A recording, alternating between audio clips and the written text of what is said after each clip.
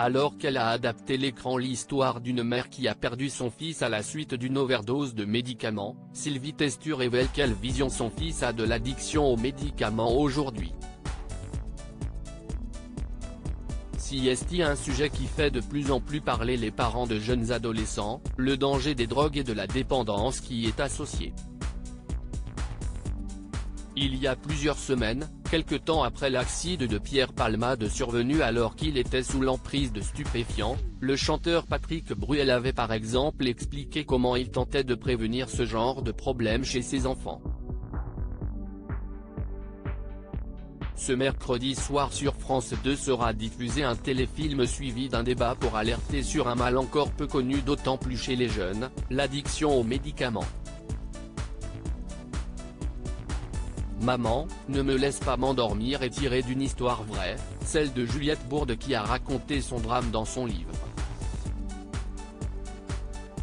Le drame qui est arrivé à son fils Joseph devenu accro aux médicaments qui a fini par en mourir.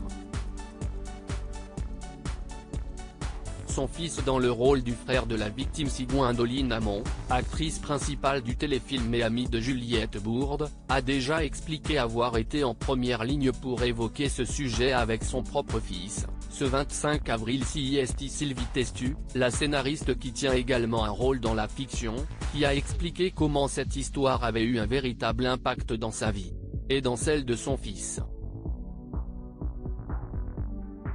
Elle qui ne se cache pas d'être très protectrice avec ses enfants, au point qu'il la surnomme FBI, a joué aux côtés de son aîné, Ruben, désormais âgé de 18 ans, qui, alors qu'il n'avait que 16 ans, a incarné Max, le frère du jeune victime d'overdose.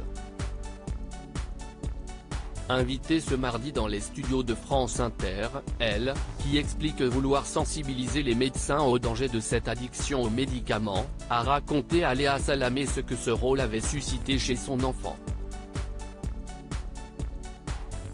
On en a tous plein nos pharmacies. En fait, il a compris une chose, à commencer celle qui est habituée à aborder des sujets difficiles touchant à l'adolescence dans ses rôles. Parce qu'évidemment, il avait 16 ans. Il y a un petit côté rock'n'roll à transgresser les règles. Bien sûr, on a tous fait ça. Sauf qu'encore une fois, il sait que l'alcool, attention. Mais tout le monde. La société reconnaît que ce sont des drogues. Mais il n'avait jamais entendu pour les médicaments.